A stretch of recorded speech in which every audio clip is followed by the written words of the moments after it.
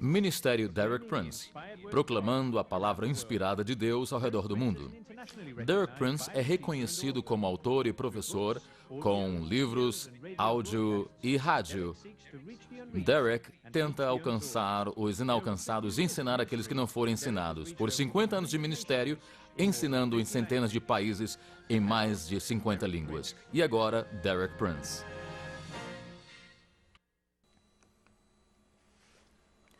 Quero iniciar simplesmente dizendo o Evangelho.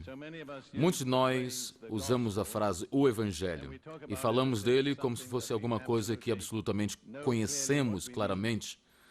Mas, na realidade, eu penso de que muitas pessoas falam do Evangelho, mas não estão alertas do que o Evangelho realmente é. Está declarado bem claro por Paulo em 1 de Coríntios, capítulo 15, verso 1 ao 5. 1 de Coríntios, capítulo 15, 1 ao 5. Também vos notifico, irmãos, o Evangelho que já vos tenho anunciado, o qual também recebestes, e no qual também permaneceis, pelo qual também sois salvos, se o retiverdes tal, como vô-lo tenho anunciado, se não é que crestes em vão. Porque, primeiramente, diz ele ainda acerca do Evangelho, vos entreguei o que também recebi, de 3 maneiras históricas, não é complicado. Ele diz que Cristo morreu pelos nossos pecados, segundo as Escrituras, e que foi sepultado, e que ressuscitou ao 3º dia, segundo as Escrituras. Então, o Evangelho tem 3 coisas simples. Ele morreu, Cristo morreu, ele foi enterrado e ele ressuscitou ao 3º dia. E onde essas 3 declarações não são feitas, então não é evangelho. E muitos evangelhos são falados sem essas 3 coisas vitais que precisamos reter. Cristo morreu pelos pecados, ele foi enterrado e ressuscitou ao 3º dia. E a primeira autoridade declarada não são as pessoas que o viram, mas as Escrituras. É a autoridade máxima. Paulo diz, Cristo, de acordo com as Escrituras. E então ele declara algumas pessoas que o viram depois da ressurreição. Então tenha na mente de que a última, ou a maior autoridade são as Escrituras. Agora, Paulo continua explicando que se nós recebemos esses fatos por fé, sem obras, sem o que nós fizermos, justiça será imposta em nós. Seremos tidos como justos. E é muito importante ver que Paulo diz que não é pelo que nós fazemos, mas pelo que nós cremos. Não é pelas obras, mas é pela fé. Ele vai aos Romanos, capítulo 4, para discutir a lição que aprendemos de Abraão. E diz de que Abraão foi justificado e imputado isso nele por fé. Paulo, então, começa a falar esta lição de que precisamos aprender disto. E ele diz em Romanos, capítulo 4, aquele que faz qualquer obra, não lhe é imputado o galardão, segundo a graça, mas segundo a dívida. Se você trabalha e recebe, então não é graça, é alguma coisa que lhe devem. Mas ele diz, não é assim que nós recebemos justiça, não é pelas obras. Não é pelo que nós merecemos, mas ele continua falando algo. E eu digo às pessoas isso, se você nunca foi surpreso pelas coisas que estão na Bíblia, então você nunca leu a Bíblia, porque a Bíblia contém declarações surpreendentes. Então está aqui no verso 5 do capítulo 4. Mas aquele que não pratica, porém crê naquele que justifica o ímpio, a sua fé lhe é imputada como justiça. Então, se você quer que a sua fé seja contada como justiça, então qual é a primeira coisa que deve fazer? parar de trabalhar. Aquele que não trabalha, enquanto você pensa de que pode ganhar, então você não vai receber. É a coisa mais difícil para os religiosos. Eles têm isso na mente, de que tem de fazer algo para ganhar o favor. O favor não pode ser merecido. A graça não pode ser merecida. Por definição, não pode ser merecida. Então, a primeira coisa que você tem de entender é de que a justiça de Deus vem se você parar de trabalhar. Não trabalhe. É uma declaração que as pessoas têm de entender que a Bíblia fala. E a Bíblia é essa coisa linda, muito mais linda do que qualquer outro trabalho de arte. Qual é o relacionamento, então, entre fé e as obras? Não é de que as obras não são importantes, mas é a ordem que ela vem. Ruth e eu falamos de Efésios capítulo 2, onde eu vou lá. Efésios 2, verso 8 ao 10. Porque pela graça sois salvos por meio da fé. Isso não vem de vós, é dom de Deus. Não podemos nem nos orgulhar que temos fé, porque só temos fé porque Deus nos deu. Não é algo de que nós produzimos de nós próprios. E então a Bíblia diz: não pelas obras, para que ninguém se glorie. Em muitos lugares onde fala de pessoas que creem de que são justos pelas suas obras, Paulo diz, não, para que ninguém se glorie. Veja, uma religião de obras dá razão ao orgulho humano, e o orgulho é a base do pecado. Então, Deus ordena um caminho para que a justiça venha sem orgulho. Se você considerar as pessoas que têm complicadas religiões, e eu não quero nomear nenhuma aqui para não atacar ninguém, mas basicamente, mais difícil a religião é, mais orgulhosos eles são. Eles estão fazendo alguma coisa muito difícil, estão jejuando, sacrifício e mais. Isso traz o orgulho. Deus resiste ao orgulhoso, mas dá graça ao humilde. Então, Deus fez um caminho para que pudéssemos ser feitos justos sem trazermos o orgulho. Eu não sei se você já notou, mas basicamente quando vamos falar dos cristãos. Cristãos que são legalistas ou insistem em regras, normalmente não amam as pessoas. Já notou isso? Se você for a eles por amor, e vocês não vão receber muito. Na realidade, legalismo e amor são mais ou menos opostos. E então temos de nos guardar continuamente contra alguma coisa que nutra o orgulho. Basicamente, religião dá essa nutrição, orgulho. Se é religião sem a graça de Deus, então vai nutrir o orgulho. Mas há lugar para obras. Mas vamos ver, não é de que não é importante. Tem de estar em ordem. Em Efésios 2:10 diz exatamente: porque somos feitura sua, criados em Cristo Jesus, para as boas obras, as quais Deus preparou para que andássemos nelas. Então, Deus, quando criou em Cristo, a Bíblia diz que em Cristo somos novas criaturas. Então, Deus tem apropriadamente trabalhos para esta nova criação, mas a natureza antiga não pode trabalhar com as boas obras que Deus preparou. Então, você tem de estar novo pela fé antes de ter essas boas obras. E essas boas obras, então, são extremamente importantes, mas têm de estar em ordem. Primeiro, a nova criação pela fé e depois as boas obras que Deus preparou para nós. E eu não sei se você já entendeu, você não precisa de trabalhar muito, o que você precisa fazer se você se tornou uma nova criatura em Cristo, porque Deus fez a obra em você. Então, o que você tem de fazer é saber quais são as obras que Deus preparou para você. Não tente fazer o seu próprio plano. Saiba o que é que Deus tem para si. E muitas vezes vai ser diferente do que você estava esperando. Então, vamos dar um pouco de definição. E isso é onde nós precisamos de pensar. Na realidade, você precisa de pensar claro todas as vezes. Quantos creem nisso? Bem, nós precisamos discutir rapidamente a natureza da graça. Graça é uma palavra magnífica, mas muitas vezes é abusada. Eu estava pregando numa igreja e disse, na realidade, as igrejas que chamam-se as igrejas da graça são as que menos têm graça.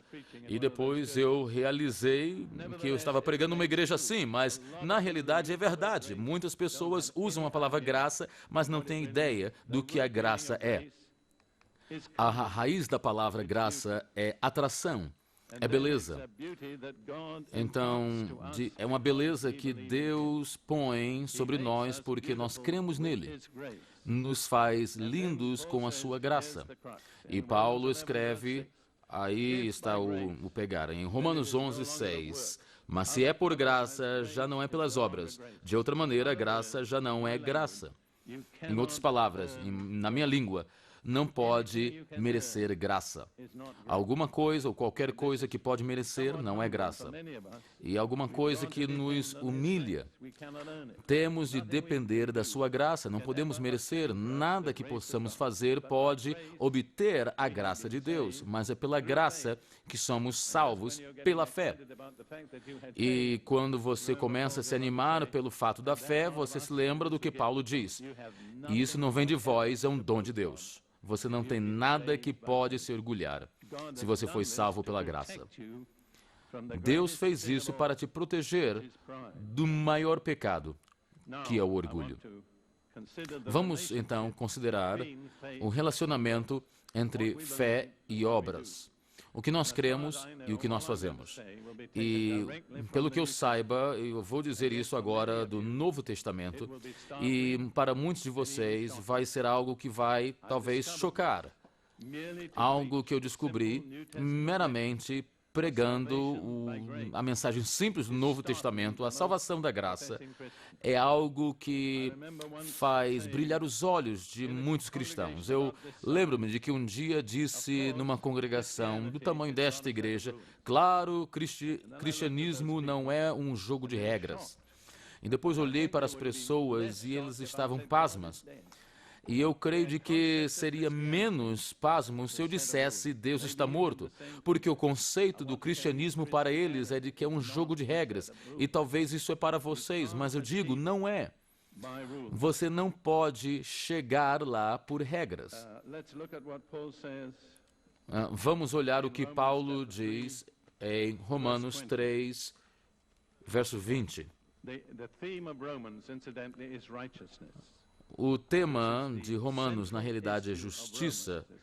É o assunto central de Romanos. Como é que nos podemos justificar diante de Deus? Muitos anos antes de Jó clamar em Jó 9:2, como um homem pode justificar-se diante de Deus? E os seus amigos religiosos estavam ridicularizando. Como é que alguém pode se justificar?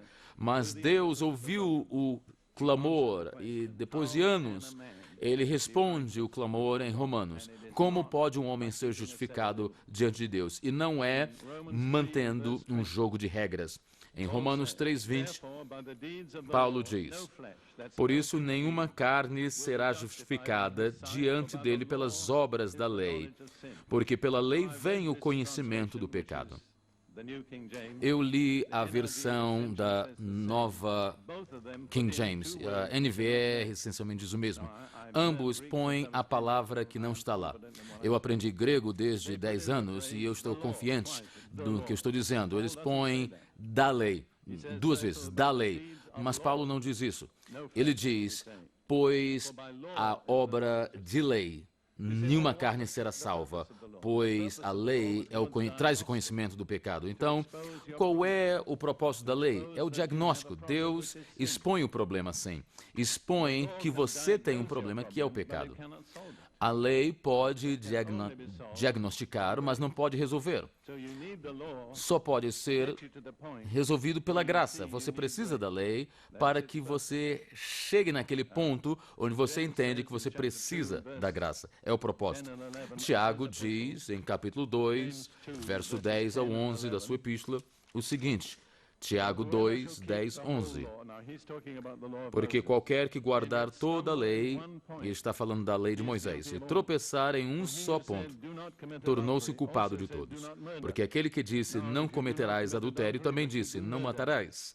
Se tu, pois, não cometeres adultério, mas matares, estás feito transgressor da lei.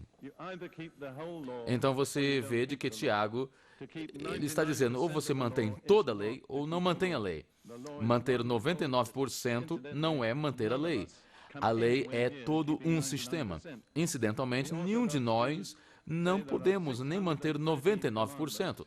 Os judeus ortodoxos dizem de que há 630 mandamentos que você precisa manter. E privadamente eles vão te dizer, eles não podem manter nem 32. Ninguém vivo na terra pode manter toda a lei de Moisés. Nenhuma pessoa, a não ser uma. Sabe o nome dele?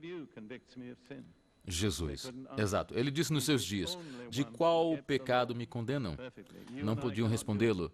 Ele é o único que pode manter a lei perfeitamente. Eu e você não podemos. Eu descobri no exército britânico, quando fui salvo, e eu comecei a falar às pessoas sobre ser salvo. Eles começaram a pensar no termo religioso, não de salvação.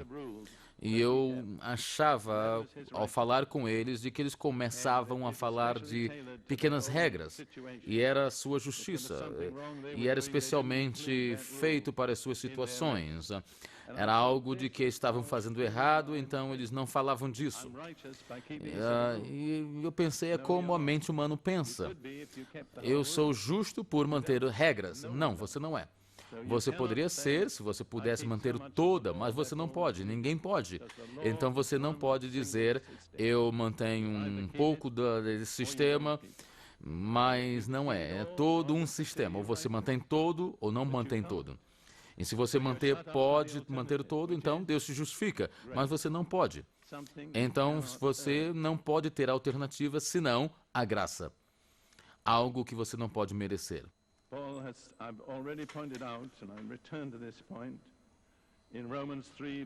Paulo, eu já falei disso e vamos voltar lá em Romanos 3, 20. Por isso, nenhuma carne será justificada diante dele pelas obras da lei. Não tente chegar à justiça com Deus mantendo regras. É o que significa, você vai falhar. Se as suas leis são justas, você não pode manter. Se as suas leis são erradas, você não será justificado, entende? Então, vamos continuar aí.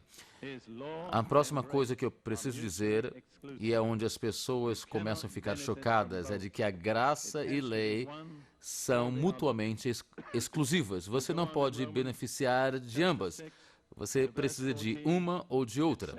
Se você for a Romanos 6, verso 14, diz o seguinte: porque o pecado não terá domínio sobre vós, porque não estáis debaixo da lei, mas da graça.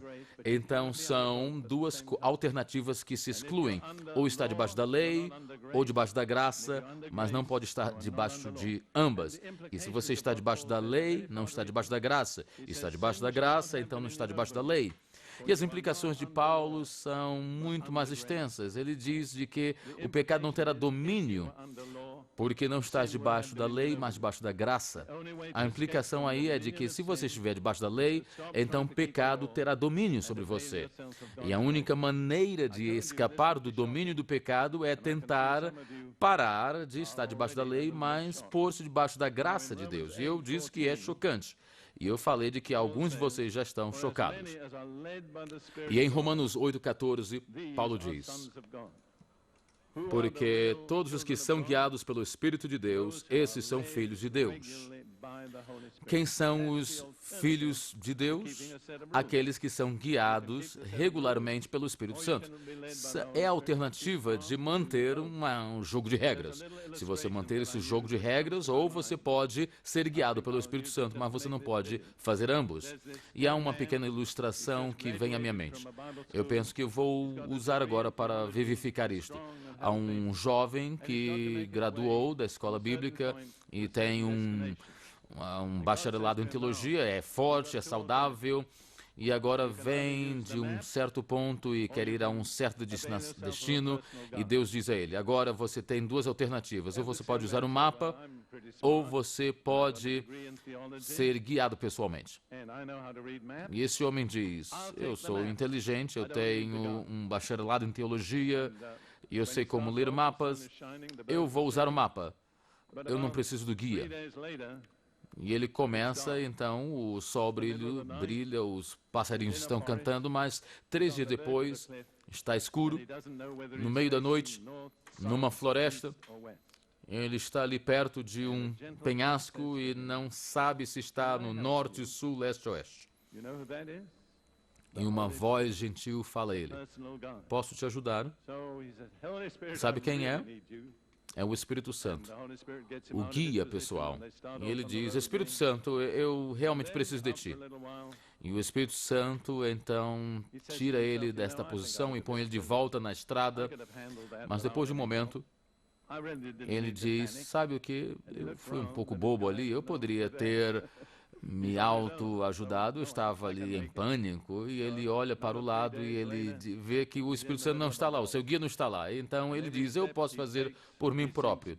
E logo depois de 3 dias ele está ali numa encruzilhada, e todo passo de que ele dá, ele fica mais perdido, e mais uma vez a voz mansa vem e diz, talvez você me precise agora. Oh, Espírito Santo, por favor, me ajuda. Só tu podes me ajudar. E ele continua assim, com o Espírito Santo andando, guiando para o seu destino. E ele depois diz ao Espírito Santo, seu guia, sabe, eu tenho um mapa excelente aqui. Talvez eu possa compartilhar o mapa contigo.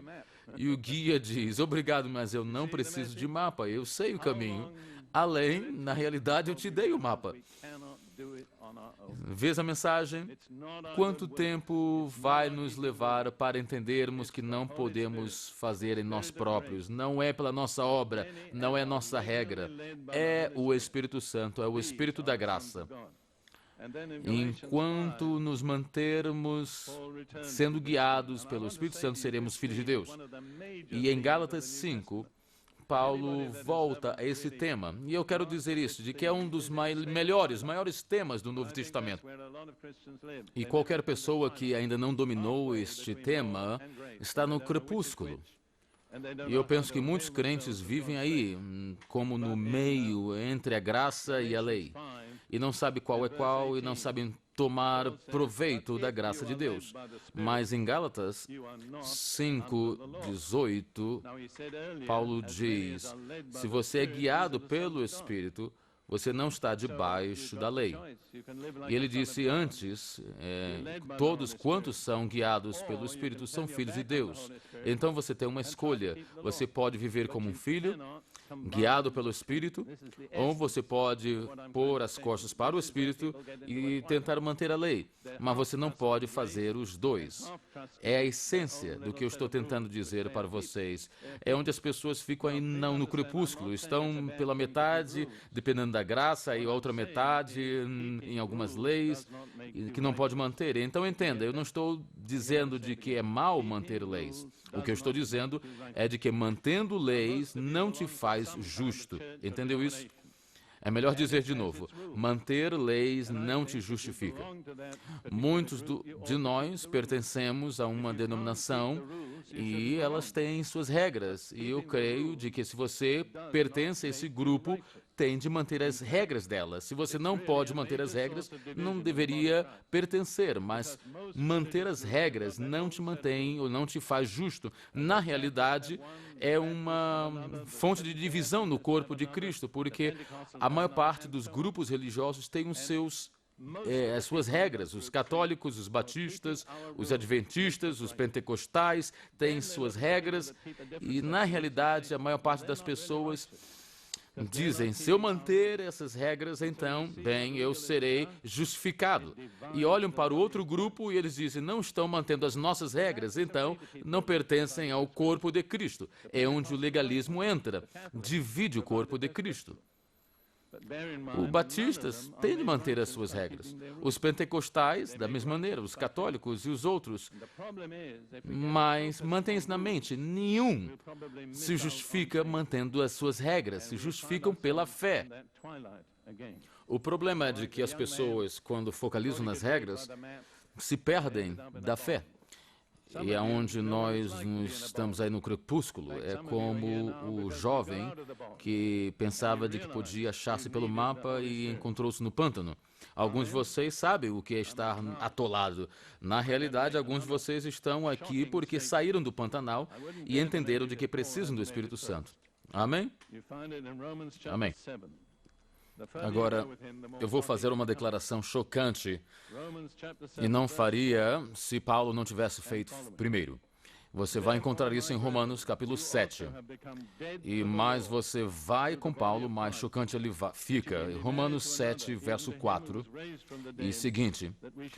Diz o seguinte: assim, meus irmãos, também estáis mortos para a lei pelo corpo de Cristo, para que sejais doutro daquele que ressuscitou de entre os mortos, a fim de que demos fruto para Deus. Paulo diz aí, no momento, se você era um judeu religioso, você estava casado com a lei. E para que você estar fora da lei e estar casado com outra coisa seria adultério. Adultério espiritual, a não ser de que você encontrasse de que a lei estivesse morta. E pela morte de Jesus na cruz, a lei foi posta para a morte.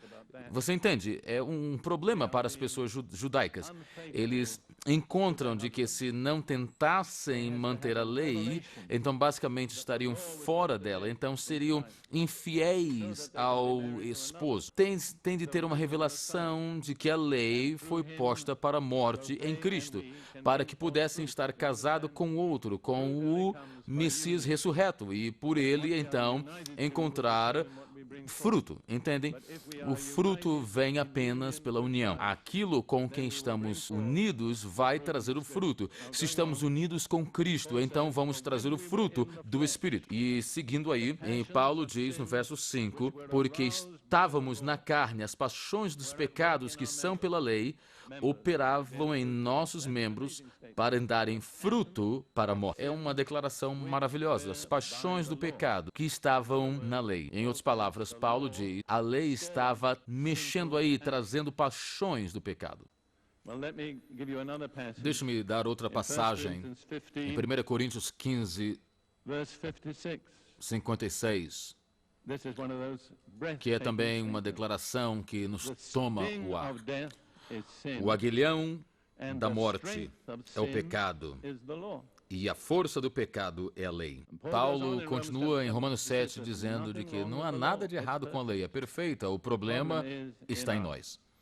Veja, se eu puder pôr dessa maneira, a lei trabalha do lado de fora, faça isso, não faça aquilo. E você diz, ok, eu farei aquilo, mas não farei aquilo outro. E em fazendo isso, você está confiando na sua habilidade. Isso aí é o problema, porque você não tem habilidade de fazer o que é certo e evitar o errado.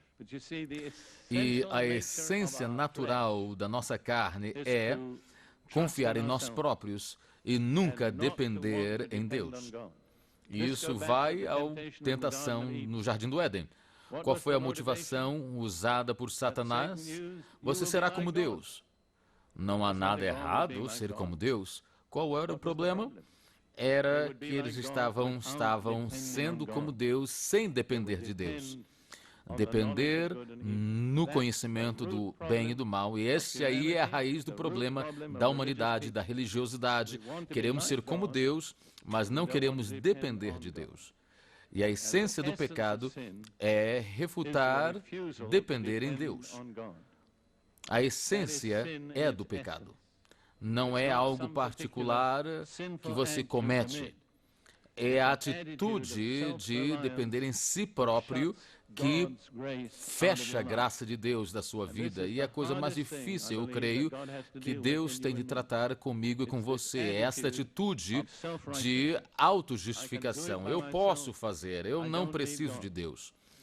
E enquanto eu creio, é uma opinião minha, há duas criaturas no universo que querem ser independentes de Deus. Uma são os anjos caídos, que juntaram-se na rebelião de Satanás, e o outro é a raça humana.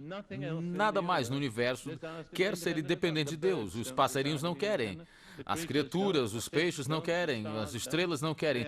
Todas elas estão alegres em depender de Deus, mas você e eu, por causa da queda e por causa da nossa natureza, herdamos esse problema. Não queremos depender de Deus. Queremos dizer, eu fiz eu próprio e não necessitei de Deus. Caros amigos, você precisa de Deus no pior, e você precisa de Deus quando você pensa que não precisa dele. Se você analisar a sua experiência cristã, você vai descobrir de que todo problema se encontra em você próprio, enraizado em tentar estar sem Deus, enraizado em rejeitar depender da graça de Deus. Ruth estava no hospital alguns anos atrás, esperando cirurgia. Estava muito débil e estava tentando ler a Bíblia, mas não podia. Então a enfermeira, neste hospital católico, incidentalmente, eu gostaria de dizer de que na América, se eu for escolher um hospital, eu escolheria um hospital católico, porque eles ainda têm compaixão lá. Muita pouca compaixão em outros. Talvez não seja verdade aqui na Nova Zelândia, mas é apenas um comentário. Mesmo assim, ela estava, então, naquele hospital, e a enfermeira, que tinha mais de 70 anos, estava visitando os pacientes e viu a Ruth ali. E Ruth estava com a Bíblia, mas estava fraca para ler, e a enfermeira perguntou, posso fazer algo por ti? E Ruth disse, sim, poderia ler minha Bíblia, por favor? E a enfermeira, o que é que você quer que eu leia? E Ruth diz, Filipenses 2. E a enfermeira disse, bem, foi a passagem com a qual eu fui consagrada como freira. E estiveram juntas. E a enfermeira católica compartilhou o que aconteceu. Ela disse que foi a um retiro para freiras, onde o preletor foi um monge da ordem trapista. E os trapistas não podem falar no seu monastério. Eles têm um voto de silêncio. Mas quando ocasionalmente permitem sair, então eles podem ensinar às pessoas aquilo que eles aprenderam no silêncio. Então esse monge trapista estava ensinando essas freiras católicas, e o que ele disse foi o que foi passado para Ruth. Isso me abençoou, porque eu vejo da maneira que Deus, quando Deus quer que algo saia, sai. Esse monge não era permitido falar, ensinou um grupo de freiras católicas, e agora veio para mim, e agora eu estou falando para vocês e está alcançando o mundo. Então quem pode entender isso? É o Espírito Santo de Deus. Mesmo assim, isso foi o que o monge trapista falou a essas enfermeiras, ou essas freiras. Ore pelo desejo para que não seja enraizado, para que não esteja independente e que não esteja em controle. Você oraria isso? Nos leva um pouco de tempo, não? Eu creio que é algo longo. Bem, enraizar, eu não tenho problema com isso. Não ser independente, eu entendi de que independência é um erro. Perdão, seguro, erro meu, desculpe. Não estar enraizado, não estar seguro e não estar em controle. São as duas coisas últimas que me dão problema. Posso eu desejar, então, não estar seguro? Bem, está certo, a minha segurança está no Senhor, mas daí diz não ser independente, não estar em controle. Desculpe, isso é difícil para mim. Realmente quero não estar em controle. Em outras palavras, estou desejoso de deixar Deus estar em controle. Este é o assunto. Essa é graça, quando Deus está no controle. E eu vos digo, é uma bênção eu conhecer aquela enfermeira, eu agradeço ela por ter contribuído ao meu pensamento pela Ruth, e eu vejo isso como a base do problema da humanidade, é o desejo de estar em controle, estar em segurança, de não estar dependendo de ninguém. E essa é a essência do pecado, que é no universo que foi criado por um Deus todo sábio e amoroso, mas sermos independentes dele. E não me diga, irmãos e irmãs, que você nunca pensou nisso. Porque nenhum de nós estivemos sempre satisfeitos em depender de Deus e deixar Deus estar no controle. E este é o trabalho, caminhar da fé. É o caminhar da graça. Não chegamos lá em algumas horas. Na realidade, me tem levado mais de 50 anos e ainda não cheguei lá. Mas eu estou mais perto do que antes e eu quero lhe encorajar com isso. E agora, vamos continuar. A lei mexe as coisas, o pecado, porque diz aí, você pode fazer, vá, dependa de si próprio, você só precisa de depender dessas regras e te ludibria em depender em si próprio. E esse é o que a lei faz nos enganando. E deixe-me dizer isso, não há nada de errado com a lei. Paulo continua dizendo no mesmo capítulo de que a lei é boa, a lei é perfeita. Não há nada de errado com a lei. O problema está em nós. Nossa natureza carnal, sempre desejamos ser independentes. E eu tenho certeza que vocês sempre viram um bebê. Eu notei, com 2 anos de idade, o desejo sempre vem. E quando você diz, esta criança de 2 anos vem aqui e ela vira e vai em oposição diferente. É a natureza carnal manifestada em nós. A lei de Deus diagnostica esse problema no aberto. Você entende? Se você for ao doutor e ele diz, você disser, doutor, eu tenho um problema de estômago, ele não vai pegar uma caixa de tabletes e te pôr na boca. Não, ele vai procurar o problema do estômago. Antes de prescrever o remédio, ele vai fazer um diagnóstico.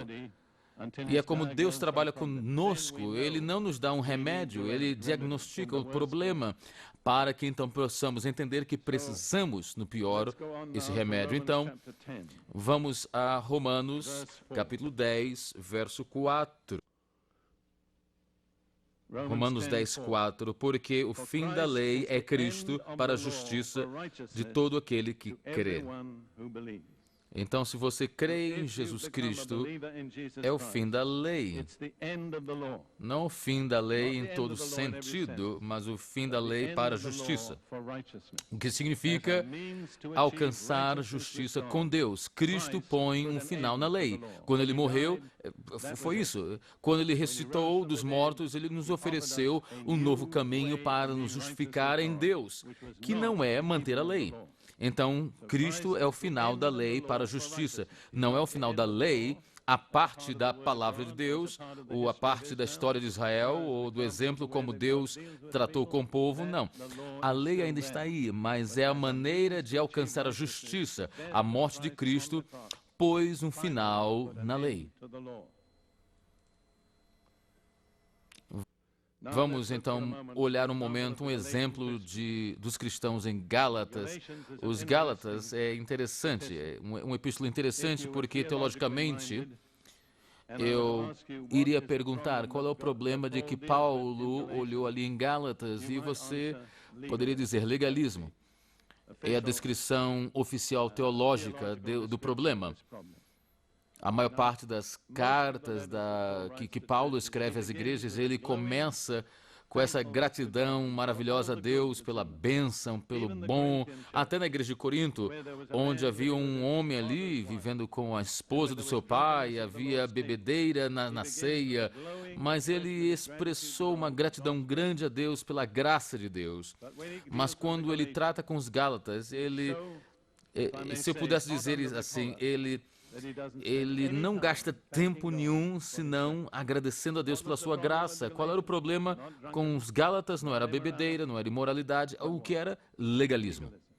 E Paulo viu isto como um problema muito mais sério do que imoralidade ou bebedeira. E me entenda, por favor, eu não estou dizendo de que Deus não tem problema com imoralidade ou bebedeira. O que eu estou dizendo é de que é mais fácil tratar com isso do que com legalismo, porque legalismo é súbito. Aparece que é muito bom, sente-se muito bem, e é difícil para sermos libertos disso. E Paulo diz isso aos Gálatas, em Gálatas 1, verso 6. Eu me maravilho de que tão depressa passasses daquele que vos chamou da graça de Cristo para outro evangelho, o qual não é outro, mas há alguns que vos inquietam e querem transtornar o evangelho de Cristo. Vê, ele não tinha nada bom a dizer aí, simplesmente eu estou maravilhado que vocês se viraram tão rapidamente. Em legalismo, nesse jogo de regras, em crer de que vocês podem ser justificados nisto. E em Gálatas, capítulo 3, verso 1, ele volta nesse tema, no verso 1. Ó insensatos Gálatas, quem vos fascinou ou encantou? Eu lembro-me de, anos atrás, ter lido esse texto e entendi esse texto acerca dos pentecostais, os carismáticos, talvez encantados, porque não há questão nisso para os carismáticos. E eu entendi um grande problema que eu estava passando na minha igreja naquela época. E não quero gastar tempo em falar dos detalhes, mas é uma possibilidade que em alguns lugares é realidade. E quero, mais uma vez, simplesmente dizer, pode ser uma probabilidade. Ok, vamos ao Gálatas 3:1. Ó insensatos Gálatas, quem vos fascinou para não obedecerdes a verdades, a vós perante os olhos de quem Jesus Cristo foi representado como crucificado? Paulo apresentou Cristo como crucificado. E como podeis ter desviado disto? E é isso que eu quero saber de vós. Recebestes o Espírito Santo pelas obras da lei ou pela pregação da fé? Vocês foram batizados no Espírito Santo porque guardaram regras ou porque ouviram a mensagem da fé? Deixa eu perguntar isso. Há alguém aqui, nesse lugar, que foram batizados no Espírito Santo porque guardaram regras? Não, nenhum de nós. Precisamos manter isso em mente. Não fomos salvos por guardar regras, não receberam o batismo do Espírito Santo guardando regras. Fomos ou recebemos, como Paulo diz, pela fé. Ouvimos a mensagem da fé e cremos e recebemos. E depois ele disse, sois tão insensatos que, tendo começado pelo Espírito, no Espírito Santo, acabeis agora pela carne. Quando ele põe isso, vem a realidade. Se precisamos do Espírito Santo para começar, então como podeis então terminar sem o Espírito Santo? Como então podemos depender de regras? Mas isso é realidade. E Paulo continua lá no verso 10. Todos aqueles, pois, que são das obras da lei estão debaixo da maldição, porque está escrito, maldito todo aquele que não permanecer em todas as coisas que estão escritas no livro da lei. Se você vai ser justificado mantendo a lei, vai ter que manter toda a lei ou nenhuma da lei. E se manter toda a lei, tem que manter toda a lei em todo momento, senão vai ser maldito. E por isso, as pessoas são malditas por não fazerem isso. É possível pentecostais e carismáticos serem malditos por causa disso? Sim, é verdade. E eu sei por causa da minha própria experiência. Mas eu quero dizer-vos, amados amigos e irmãos, isso não é alguma coisa do passado longínquo. Isso é ainda o que está acontecendo hoje em dia. Pessoas que começam no Espírito, mas depois querem justificar-se mantendo algumas regras, caem debaixo de maldição. E eu posso dizer, isso é alguma coisa que tem acontecido em muitas partes da igreja. E deixa eu ler lá em Jeremias, no verso 5, 17, verso 5. Assim diz o Senhor, maldito o homem que confia no homem e faz da carne o seu braço e aparta o seu coração do Senhor. Porque diz aí o coração apartado do braço do Senhor significa de que havia um relacionamento. Mas depois desse relacionamento começa a confiar no homem em si próprio e seu coração apartou-se de Deus. Então eu creio de que isso tem acontecido com a maior parte da igreja. E não vou nomear ninguém aqui, mas na maior parte das denominações e movimentos que conhecemos hoje em dia, são pessoas que começaram no soberano mover de Deus, nunca chegariam a nada a não ser pela graça. Mas quantos deles continuam nesta graça de Deus? E eu poderia dizer poucos deles. E trouxeram-se a si próprio debaixo desta maldição.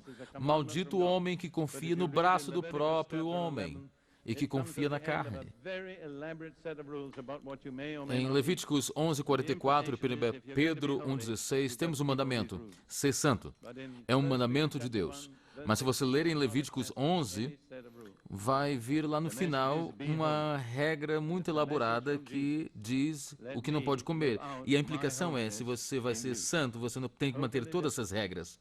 Mas em 1 Pedro 1:16 não tem nada lá sobre regras. A mensagem é ser santo. E essa mensagem de Jesus: deixe-me viver a minha santidade em ti. Totalmente diferente. Não está dependendo de nós. Estamos dependendo da graça de Deus e Jesus para fazermos o que não podemos fazer. Você tem a escolha. Agora, temos um pouco de momento para ver o lado positivo disto. E quero ir a Romanos 8, verso 3 ao 4. E tomar nota do que está lá.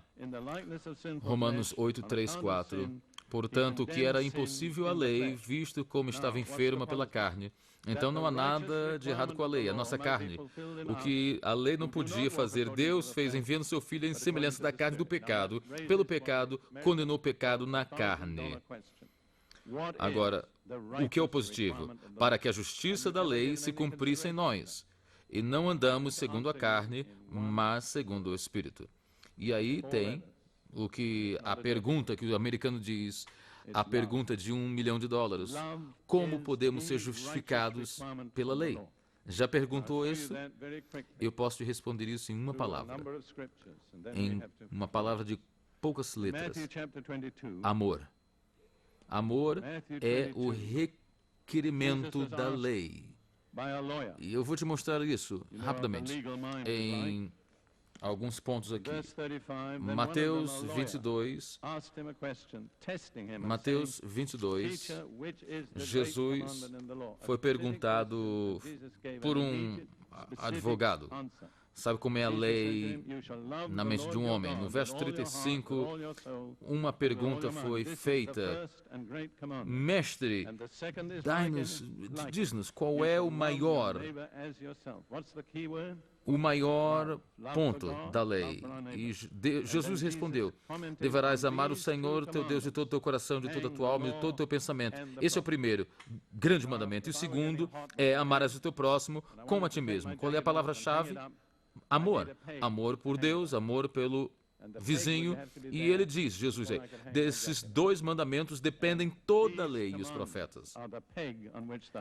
Se eu sentir-me quente, que eu estou agora, e quiser tirar o meu casaco e pendurar, eu vou precisar de um gancho para pendurar. E aquele gancho tem de estar lá antes de eu tirar meu casaco. E esses mandamentos é o gancho onde toda a lei está pendurada, e os profetas. Ou, em outras palavras, se você leu toda a lei e os profetas, o que está dizendo é: amai a Deus e amai o seu vizinho. Esta é a justiça requerida da lei. E depois, em Romanos 13:8, Paulo também diz o seguinte: não deva nada a ninguém, senão o amor, porque aquele que ama cumpriu a lei. E eu creio de que devemos não ter dívida nenhuma. Mas há uma coisa que eu tenho de dever, é amar os meus irmãos, os meus vizinhos. Eu tenho que estar sempre devendo esse amor. E Paulo continua dizendo, não cometerás adultério, não matarás, não darás falso testemunho. E se houver outro mandamento, tudo se sumariza aí, amarás o teu vizinho. Porque o amor não faz mal ao vizinho, o amor é o cumprimento da lei. Está claro? E depois em Gálatas 5:14, é algo maravilhoso como Romanos e Gálatas estão falando juntos aí. Gálatas 5:14 diz, toda lei se cumpre em uma palavra. Toda lei cumpre-se uma palavra. Mesmo nisso, vemos isto. Amarás ao teu vizinho como a ti mesmo. E um pouquinho antes, diz aí, no verso 6, porque em Cristo Jesus, nem a circuncisão, nem a incircuncisão aproveita-se algo, mas a fé pelo amor. Como é que a fé trabalha? Diga-me, pelo amor, exato. E na Epístola de Tiago, vemos algo, fé sem obras é mortas. A fé trabalha pelo amor para que esta equação esteja certa. Fé sem amor é morta. E é uma declaração que nos choca, mas é verdade. Você pode ter toda a fé, mas se não tiver amor na tua vida, então é uma fé morta. E é o que lemos então em 1 Timóteo 1:5. 1 Timóteo 1:5, aí diz, o fim do mandamento é amor de um coração puro, de uma boa consciência e de uma fé não fingida. Querendo, alguns desviando-se delas, se entregaram a vãs contendas. A versão americana diz, o goal da nossa instrução é o amor. E quando eu li isso, eu disse-me a mim mesmo, o goal da minha instrução? Estou realmente almejando amar as pessoas? E eu pensei isso sobre as pessoas que estavam no meu ministério e eu não estava com certeza, porque, essencialmente, eu sou um professor e ensinar em dar conhecimento. E dar conhecimento faz o quê? Eu estava ali todo inchado, fazendo as pessoas orgulhosas, mas eu não podia fazer isso. Eu tinha que olhar para trás e repensar, e eu não fiz um bom trabalho, porque o goal da minha instrução é amar, é o que Paulo fala. Se eu errar o meu goal, então é inútil. Então vamos contemplar agora um pouco a igreja. Quanta conversa está sendo feita na igreja, ensino, pregação de que não estão dando amor, está sendo gasto, é tudo sem efeito. E as pessoas estão em algum ministério. Eu quero te desafiar, analise o teu motivo, o que é que você está querendo fazer. E segundo, se você está querendo produzir amor, você está produzindo amor. E se você não está almejando isso, então todo o seu trabalho é fútil. É uma declaração muito profunda. Veja, a lei nos vai levar ao medo, mas Jesus nos motivou ao amor, porque se você me amar, você vai manter o meu mandamento. E medo não produz resultado. Muitas religiões trabalham nesse medo e não produzem amor. E até alguns tipos de cristianismo. Eu quero dizer isso para chegar ao final, que a obediência do amor é progressiva. Você não é perfeito em amor, certo? Então, fique aqui ao meu lado. Eu não sou perfeito em amor. Mas não significa de que eu não conto para a justiça, porque até eu chegar onde eu quero chegar, a nossa fé conta para a justiça. Você entende isso? Enquanto eu crer, enquanto eu tiver fé, ela vai contar para a justiça. E é um exemplo maravilhoso que Jesus deu a Pedro. Na ceia, ele disse, Pedro, você me negou 3 vezes. E ele disse, não, eu nunca te negarei. Mas Jesus disse, mas eu orei para que a tua fé não falhe. O que é realmente importante é de que a nossa fé não falhe.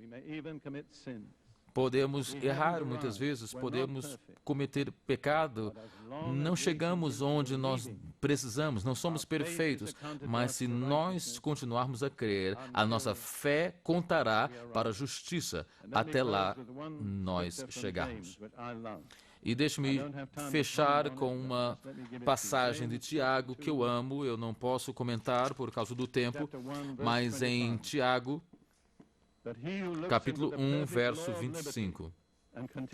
Aquele, porém, que atenta bem para a lei perfeita da liberdade, nisso persevera, não sendo ouvinte esquecido, mas fazedor da obra, esse tal será bem-aventurado no seu feito. O que é perfeito da lei? Amor, exato. Se você realmente ama, então você vai ser livre, porque você sempre pode fazer o que você quiser, porque você ama as pessoas. Poderão te perseguir, poderão até tentar te matar, mas não podem te fazer parar de amar, porque a pessoa que é motivada no amor é a única pessoa que é totalmente livre. Amém? Amém.